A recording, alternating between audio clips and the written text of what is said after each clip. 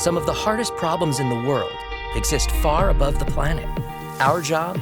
To launch the smartest solutions, to protect our satellites, clean up our clutter, to propel breakthroughs in propulsion, to learn more about our place in the universe, to outpace emerging threats. Every day, the Aerospace Corporation uses the latest technologies to ensure our nation's safety and leadership in space. Hi, and welcome to the Space Policy Show. We have a really interesting episode for you today on perspectives on race in America. As always, you can find us on Twitter at #The Space Policy Show, or you can ask your questions on Vimeo in the dialogue box next to the video. Please sign up for our news alerts. It's really easy. You just go to aerospace.org/policy, type in your email, and you'll be all set. So we have Colleen Stover, who is a project manager for the Center for Space Policy and Strategy at the Aerospace Corporation, interviewing retired Major General Ed Bolton. Some of you may have seen Colleen before. She's been on a couple of other episodes of ours. Well, prior to joining Aerospace, Colleen managed training and development programs for the British Council at several international posts, which sounds pretty cool. Ed Bolton is retired from the Aerospace Corporation, and he was the Senior Vice President of the Defense Systems Group. He was also previously an assistant administrator at the FAA, and he's a retired Air Force Major General. While he was in the Air Force, he led 2 major systems programs offices and commanded at the squadron, group, and wing levels. He also served as the Air Force Budget Director and as Director of the National Security Council in 2 administrations. Without further ado, I'd like to go ahead and turn it over to you, Colleen and Ed. Okay, thank you, Rebecca. And thank you, Ed, for joining us today. You're very welcome. Glad to be here. Looking forward to today's conversation. So Ed, you have a breadth of experience across the government service, from the Pentagon to NRO to FAA, program offices, SMC. You've lived in a number of cities along the way across the country: Los Angeles, Colorado Springs, Albuquerque, state of Alabama, Washington, D.C. So I think you're going to have a lot to draw on for today's conversation. I'm also old. I think that helps as well, too. So the current backdrop of the idea for this interview is obviously the heightened awareness of racism in America since the killing of George Floyd on May 25th, 2020, and the sweeping changes that have taken place since then, from discussions about police funding to protests in the streets, from removing statues to changing names of schools and streets. I wanted to ask you, you've come out of retirement and you're now chairing the Aerospace Corporation's George Floyd Call to Action Executive Committee. I wanted to ask you, why now? Why are you taking this moment to interrupt your retirement for this? And also, what challenges the space enterprise or space company might have in reflecting current changes in society? That's a lot to pack in. That's a lot to pack in, pack into one. I'll start off with kind of clarifying my role and how I initially got started. Steve Isaac was the CEO. We worked on White House staff together. We worked together at Aerospace. I consider him a friend. He called me about 3 months ago and said he was concerned about the company's ability to respond appropriately to this special moment. And that's where I come in and help him think through things, be a sounding board for him, help work with him and his leaders to put some initiatives in place. And I was quite happy in retirement. But I see this as a once in a generation opportunity. I like many others, was kind of dismayed when I saw the video of how Mr. Floyd was murdered. But there've been other videos, other instances like that. So I was surprised in a very good way when I saw really the response throughout the community, across the country, many parts of the globe. And what was particularly encouraging about what what we're seeing right now is that so many people who are outraged by this and who are protesting it are people who don't look like me. I think that was one of the things that was special about the civil rights movement. And you think back to the 60s, which I'm old enough to remember. If you look at the films of the March on Washington, or you look at the Freedom Riders, or people sitting at bus counters, there was a wide variety and a diversity of the people that took this problem on. And so the diversity, the enthusiasm, the strength, and particularly the youth of the people, made me think that this is an opportunity to get involved and get something done. As to what aerospace is doing specifically, I think aerospace is off to a very good start. We have senior vice presidents involved, working in 3 basic areas. We have someone taking the lead on recruiting, getting the right mix of people in the organization, Todd. We have someone working on representation to make sure that as you evolve to a company that's appropriately balanced diversity-wise, you have a fair opportunity for the promotions and special opportunities, task force and pay things that are so fair to make sure you have diversity at every level. And Tanya Pemberton is running that. And then you have the retention work run by my longtime friend, Marty Whalen, to make sure that you treat people appropriately and that they want to be part of this team. And that's the first big chunk of it, the 3 R's as I call it, working within aerospace. I think underpinning that, run by Melina Hills, you have education and training. And so we're doing some things in the short term. They're doing some things, I'm giving views. In the short term, to change things, but in the long term, it won't be successful if you don't provide education and training that combats some of the unconscious bias. We're doing structural changes, but you still have to combat unconscious bias that we all have. I have it, and Melina Hills is doing a great job getting it off to a start. And that's kind of the second major piece, and I think those 2 pieces work in concert. But aerospace is very focused as well on giving back. And so you have Ed Swallow working K through 12 STEM work, building the next generation of engineers, focusing on underserved communities. That's been his passion for a long time. And then Sabrina Steele, who's our comm general manager, who really comes over she's been a reporter working these issues for a decade before she came to aerospace. She's working the community outreach. And so we're going to have community outreach activities in each of our key areas. I mean, we're a national company, right? We have people. When I was senior vice president of aerospace, I had people working at 8 different locations. So very excited. I think we have a great opportunity. What I'm most excited about first of all, the CEO has to care for these things to happen. The senior leadership team has to be involved in putting together structural change in place. But then thirdly, at the end, senior leaders at all levels will have to be held accountable. They'll have to get the training. They'll have to hold themselves accountable. They'll have to do the right things to make this work in the long term. And I'm seeing all of those 3 things. I'm wondering how that will be measured. How success will be measured. Well, I don't want to. This is going to be all announced at the September 9th board. I don't want to get too far ahead. I'm happy to shoot you a summary of what we're working on now, but we've got metrics. We've got about 30 different initiatives within these 7 areas.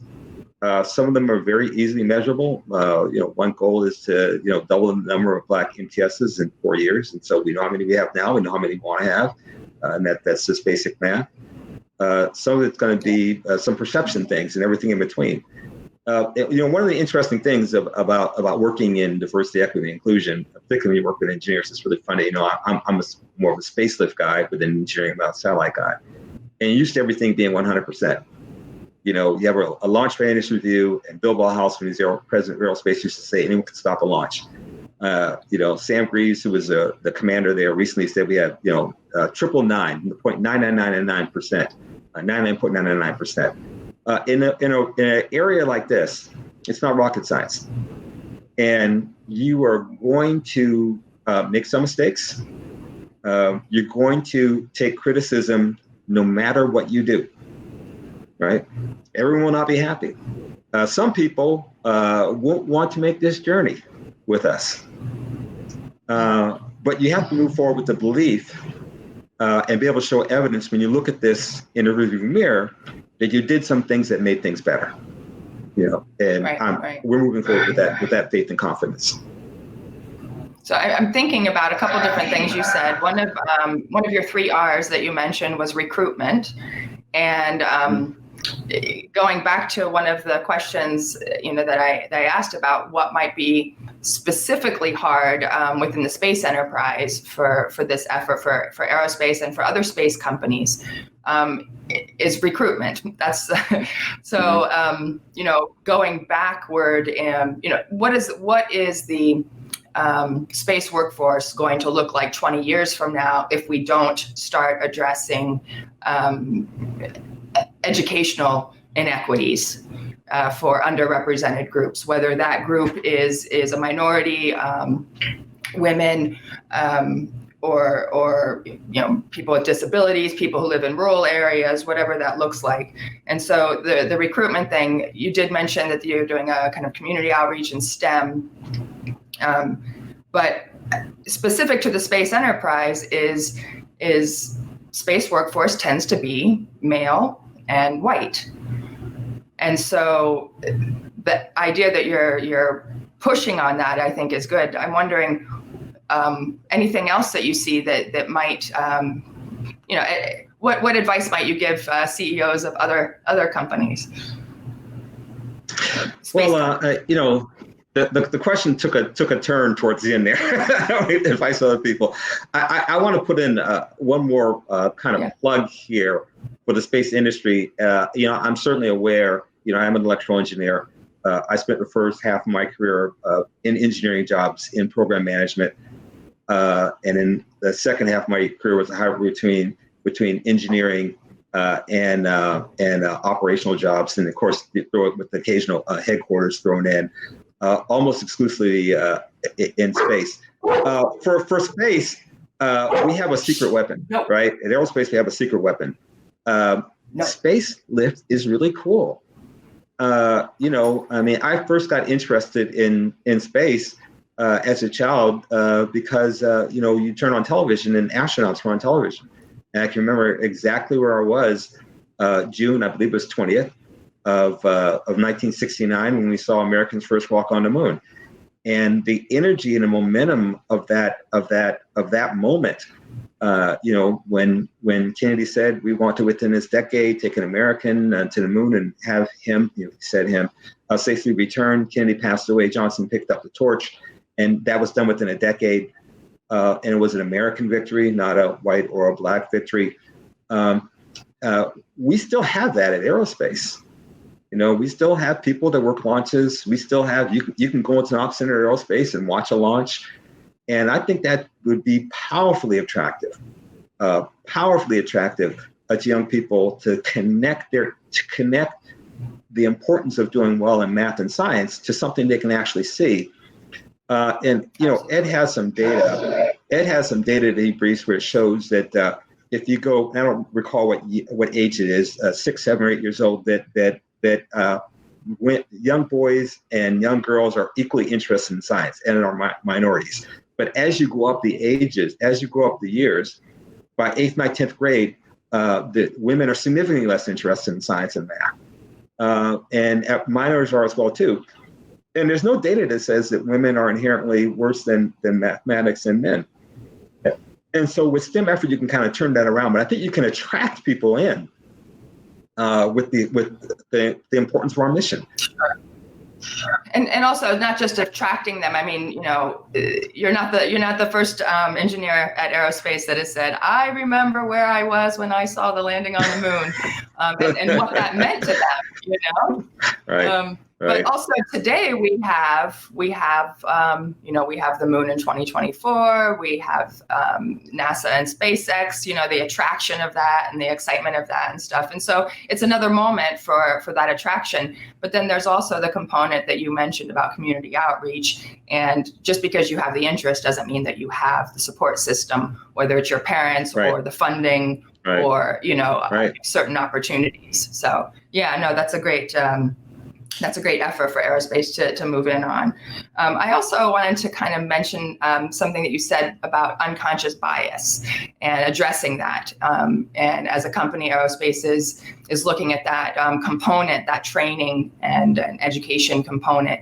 I have read some article about there are a number of studies that say you can't get rid of unconscious bias. It's not going to solve racism or sexism because people already know who they are. And so the kind of training that is out there is just, there could be backlash. There could be, there might be retention of the training for a day or two, maybe even a week, but that people often just tend to go back to what they know and what they're familiar with and what's been reinforced. Do you have any comment on that?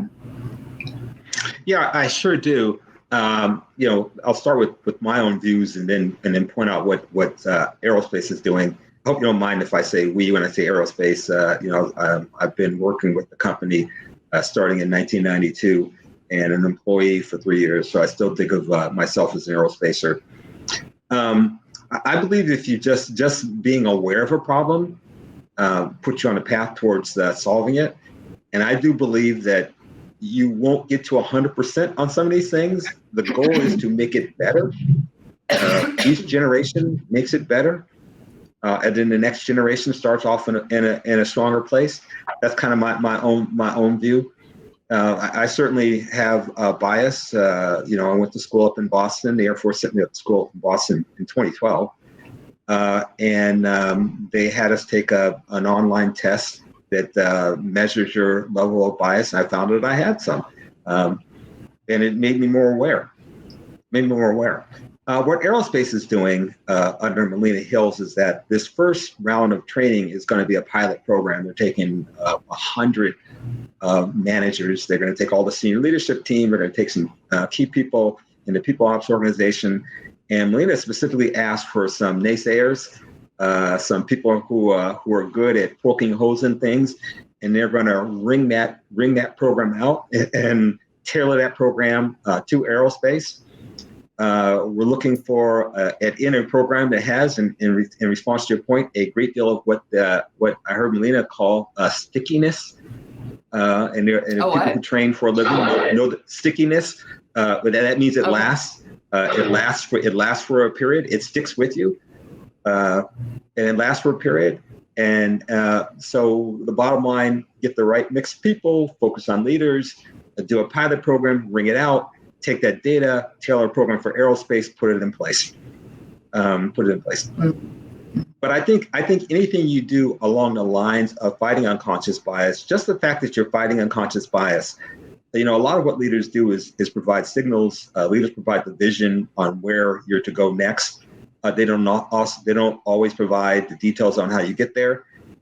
If as a leadership team, the Aerospace senior leadership team says it is important that we combat unconscious bias, or it is important that we combat bias, whether unconscious or not, then that is sets the right tone and the right signal in which things can be better. And again, you have to take my engineering hat off. This is not a math equation which you're going to get a right answer. This is more like, when I was an undergraduate in engineering, you might get 4 questions and, you have 8 handwritten pages is the answer. Get all 4 questions wrong, get an A, because it's did you show an understanding of the relationships? Again, I'm here as a beneficiary of partial credit, I guess I would say.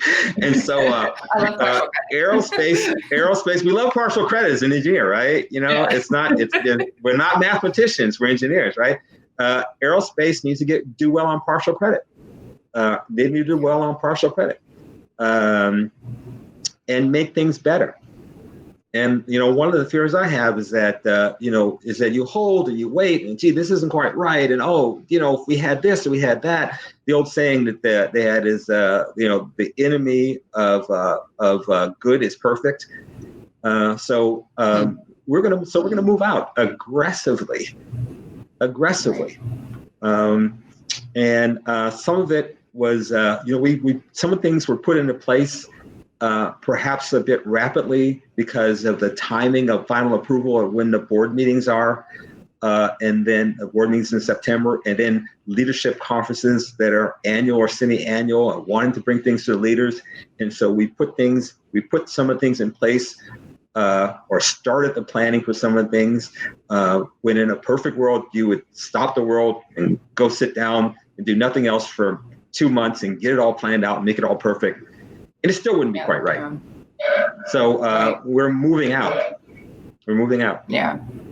No, I appreciate that. I can appreciate, just jumping in and starting to try to make changes. And certainly the leadership in any entity, whether, it's your household, your classroom, your company, your team, the leadership is in a very important position to shape the culture of that group. Yeah. So I'm not trying to be a naysayer, but I'm going to ask you another question. We want the naysayers. We want to hear from them. Yeah, really. So there has been, the last few years, maybe 5 to 10 years, there's been a kind of rise in corporate America and other business entities, I guess, about diversity and inclusion. And I read an article that had a very interesting, catchy title to it. And it's an article by Tony Snell that I found online. And the title, Tokenism, the result of diversity without inclusion. And she defines tokenism as the practice of making only a perfunctory or symbolic effort to do a particular thing, especially by recruiting a small number of people from an underrepresented groups in order to give the appearance of sexual or racial equality within a workforce. She goes on to say it gives companies a false sense of achievement. Can you comment on that? Well, I certainly agree. Specifically the title, Tokenism, the result of diversity without inclusion. So maybe if you wanted to unpack diversity versus inclusion or something from your own experience. Yeah, sure. So let me, certainly as she's articulated it, the idea of putting in a few people, seating the place with a few people and not doing anything else, I would totally disagree with. I agree with her. I agree with her point from that aspect. As I look at aerospace, you look at the board of directors. I think that's pretty well populated with women. Using women, for example, if you look at the senior officers, it's pretty well populated with women. So I think you can be safe to say that you do not have female tokens at aerospace. Someone had to be the first one. And so with African Americans, as we start this wave of progress, inspired by the change we see as a result, or the change that's desired, inspired by the change that's desired as a result of the murder of George Floyd, I think there's an opportunity here to make a difference in aerospace from an African American perspective. And it occurs to me that the first 2 or 3 promotions that people see of African Americans, someone may say, gee, they're tokens. So the proof is in what happens next, right? Is that the beginning? Is that the beginning of further progress, or is that the end? Going back to diversity, equity, and inclusion, diversity is ensuring the appropriate representation and mix.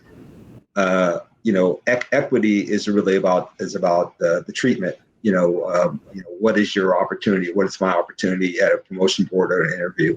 But inclusion is really giving people an opportunity to bring their whole selves to work, to feel like they belong, to feel like part of the team, part of the family. And I think one of the reasons why the military not being perfect, but has had better success in these areas is that, in the military, you feel very much more like a family. You're unified around one mission. I want to segue right into another advantage I think that aerospace has, speaking more for the spacelift part. I was speaking with a friend of mine about this, yesterday. When you're in the military and you're in the launch business, I was the commander of Patrick. If you're the commander of Patrick, everyone knows who you are. It's a small town, whatever. And, first one looked like me that ever done that. you're in the grocery store and say, hey, General, good luck with the launch tomorrow. And everywhere you go, there's about 2,000 people on my team. When you're getting ready to do a countdown for a launch, it's about 10,000 people kind of involved in that final, countdown. I had the opportunity to give the final clear launch. You can almost feel the whole town, the whole community hold their breath as you do that countdown, particularly when there's astronauts on board. And I did that for 4 shuttle missions. So when you're in the space lift vision, everyone you see wants you to be successful. No one is hoping that you'll fail, right? And I think that's the difference between what you see in the Air Force. You asked me to touch on the space community. The space community, we're all in it together. If you and I are working on a mission, your success is my success. My success is your success. I think that's what you see, that what's different in society. People have an altercation over wearing a mask at the Costco. Well, okay, these people are not necessarily seeing themselves being on the same team. But aerospace, at the end of it, we're all on the same team. If you work for me, your success is my success, and vice versa. But yet there exists inequities, right? There still exists unconscious bias that are evident in meetings or in, I don't even know, performance evaluations, or all the different things that come with that. Sure there are, and I've seen it. I mean, you don't know. I mean, if you go back to your question on it, is that putting people in a position and having them be the last ones. A lot of it is the intent. I mean, if you think of how many times you've been in a meeting where you say an idea, and then 2 minutes later someone else says an idea, and suddenly it's a great idea. Okay, was that bias? Was that unconscious bias? Was that person really listening? But after that happens to you a couple dozen times, you kind of learn to speak up, and then you quickly after that learn to speak up when it happens to someone else. Okay, someone says something. I thought that was a great idea when she said it 5 minutes ago. Or being in the room, root for other people. Or I think there's a book and a famous play that talks about being in a room where it happens. So I had the opportunity to be an executive assistant to a colonel very early in my career, and then shortly thereafter have a career broadening assignment in people ops, HR, and having access to all the records and all the meetings, and then having senior leadership jobs for decades. And so I've been in many meetings, many rooms where it happened, where they're talking about people's careers and who would get this school, who gets this assignment, to the rack and stack. And you hear a pattern. You hear a pattern of things. They're not quite ready, or we don't want them to fail, or and you can tell the race of a person that's being spoken about by what they say. If they say, he's not the strongest, but we'll put him in here and we'll make sure that they're successful. Or this is a great opportunity. We'll make sure. Or in the military, well, I served with his dad. Or we went to the academy together. Or we flew together. Well, they're not talking about people like you and me when you hear those things, right? And This isn't just the Air Force, it's aerospace, the FAA, the Air Force, the Pentagon, every place, ever was. So it is a little harder to fight through, and that's why this ain't rocket science, right? This is right. So this is the part credit again, right? This is doing the right things brings better outcomes for everyone, and that's a goodness. I always tell people, and I've certainly prided myself on being a mentor for a very long time. And not every mentor looks like the person I mentor looks like me, obviously. I tell people that the relationship with your boss is a key factor in your success, and certainly a good boss of any color is going to be a champion for you. I mean, so for my career, I was an engineer. My goal was to be the best engineer on planet Earth. Obviously, I never made it. But certainly, I found myself you're a damn good general. Being a workaholic. I found myself being a workaholic. I knew I had a problem when it was a Saturday night and my boss was looking for me, called me in the office, and I was there.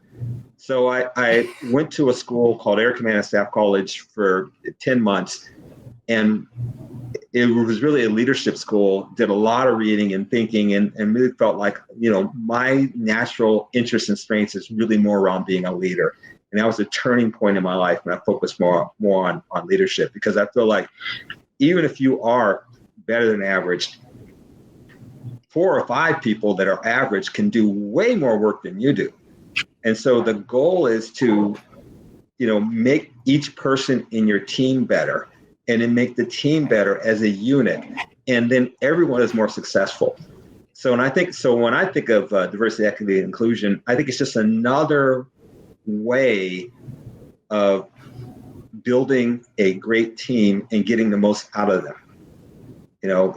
And so in some ways it doesn't necessarily matter, why a person isn't given a fair chance. It just matters of not given a first chance. Given a good chance. And again, the best leaders want to make all their people better. Right. And it's been studied and proven over and over again that diverse teams are more innovative, better at critical thinking, more successful. Let me throw in a war story here. One of my mentors, he passed away, was my sister. I have a sister who's much older. My mother was married as a teenager. She had 2 children. And so I have an older brother and sister. Brother passed away, who were kind of like, it's almost like having 4 parents, right? So my sister was a mentor. I was kind of a troublesome kid, so I got to sit and live with them for a while. So she married a guy who was an officer in the Air Force, and he worked in diversity, equity, and inclusion. He was Eddie Miles, a big mentor to me and big important part of my life. But Eddie Miles told me that, so it was 1979, I believe, plus or minus 1 year. And Jimmy Carter, minus 1 year, because it would have been Reagan. Jimmy Carter was given the 1-star list from the Air Force to sign. And he said, how many African Americans are on it? And he was told none. And he said, I want the list of the 5 top African American officers ready for general officer in the Air Force. And so they gave him that list, gave him the records. He reviewed the records and said, I'll sign this list after you put all these names on. Tokens and these guys, and so on and so forth. So the list was signed. One of those people was Randy Randolph. Randy Randolph became a 4-star general, was the commander of Air Force Systems Command. I was told when I went to People Ops that under Randy Randolph's, during his tenure, the amount of African Americans in the headquarters tripled. Now that Randy Randolph put an edict out that says, oh my God, we need more. No, it's just that when the leader believes in diversity, other people feel more comfortable doing the right things. So the amount of African Americans tripled. I was one of them. And that prestigious headquarters job early on was a big boost to my career. Randy Randolph, on his way out, promoted a young colonel to general ahead of his group. That general was called Les Lyles. Les Lyles became a 4-star. I worked for Les Lyles. Later on, Sam Greaves worked for me. Sam Greaves became a 3-star. So you can follow the chain through history, because Jimmy Carter was decisive in 1979. Randolph became a 4-star. Les Lyles became a 4-star as a trickle down. I had an office, and there were 4 of us that were African Americans under Randolph, African American young officers under Randolph at the headquarters at the same time that eventually became general officer. And that's statistically pretty impressive when right now today there's only 12 African American black officers, general officers in the entire Air Force. And so it trickled down to me. And then, and I'm proud to say, I'm going to brag here, that one person who worked for me doesn't happen to be African American, was just nominated for his 4-star. And I'd like to feel that I had some part of that. D.T. Thompson. So that move by Jimmy Carter in 1979 is still reaping benefits, here in 2020. Again, about so I think the importance of leadership, the importance of putting people of diversity in leadership positions, letting them set that example, having other people feel more comfortable about doing the right things because of that. Right. Long story, but Yeah, no, it was a good one. So I wanted to switch gear a little bit. I've worked overseas, and I've worked and lived in a very kind of diverse area, ethnically diverse. And so I've worked with people and have had friends that are from Caribbean nations, from West African nations, and they seem to have, from talking to them candidly about their experience with race is very different than Black Americans' experience. They have a lot of role models when they're growing up that they've kind of talked about, from teachers and principals in school to politicians to police officers to people who read the news at night. They have these role models throughout their life that are all Black. And then I was struck also when Barack Obama was elected or inaugurated as president in 2008, I was struck by the idea that from that day forward, no Black American child would ever know what it's like to not have a president who didn't look like them. They would now have that as a role model.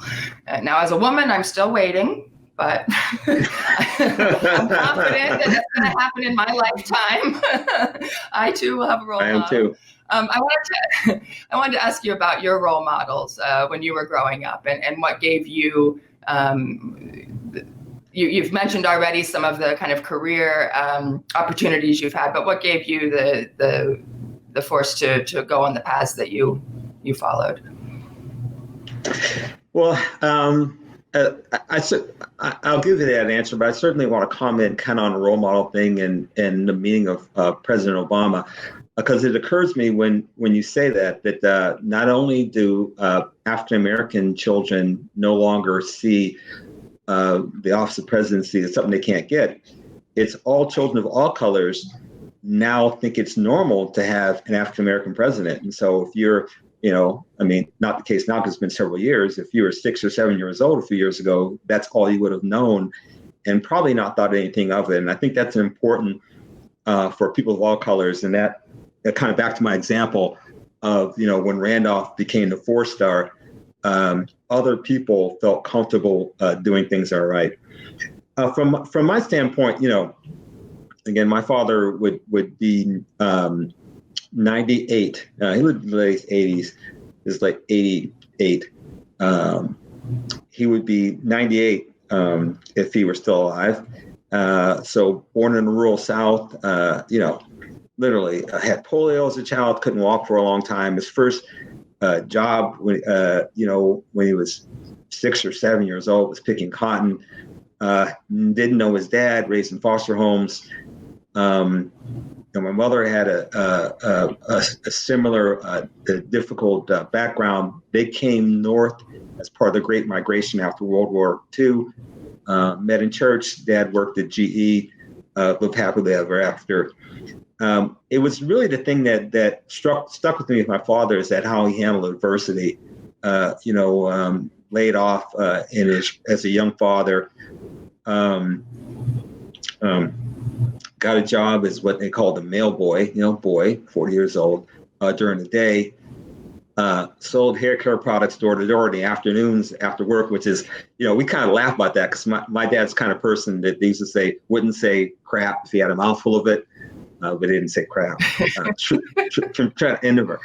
And then at night, he and his best friend started a small small business janitor service, and they cleaned bars at night.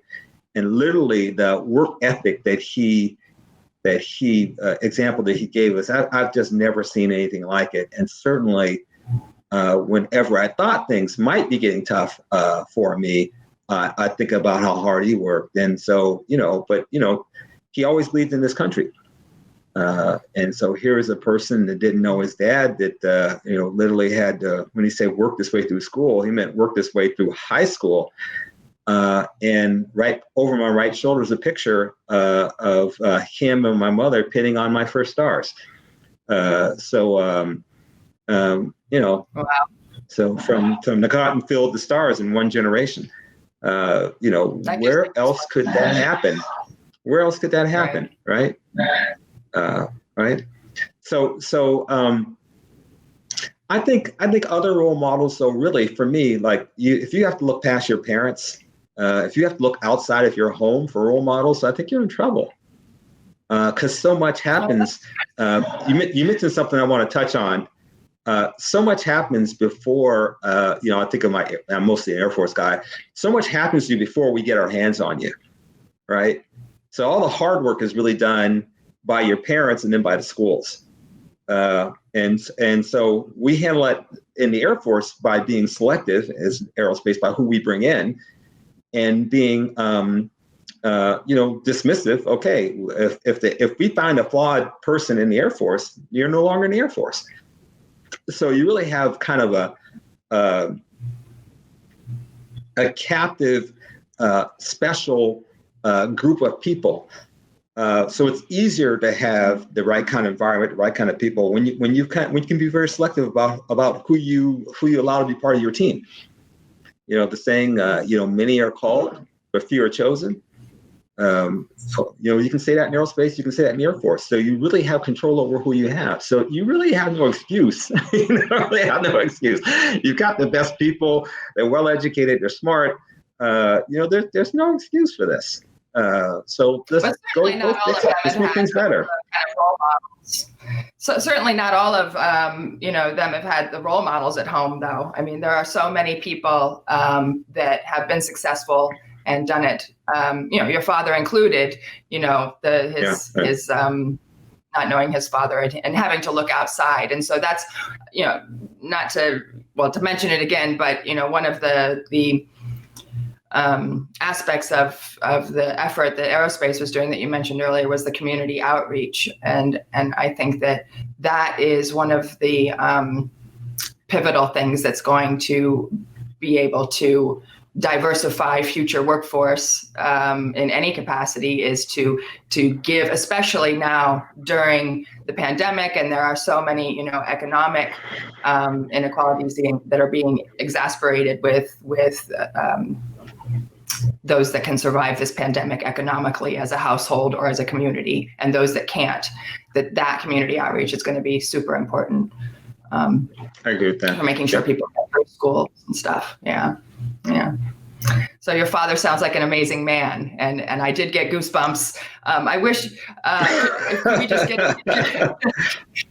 get a picture of just Ed so we can see that picture behind him that he was talking about. His parents, going. I can grab it. I can grab it right here.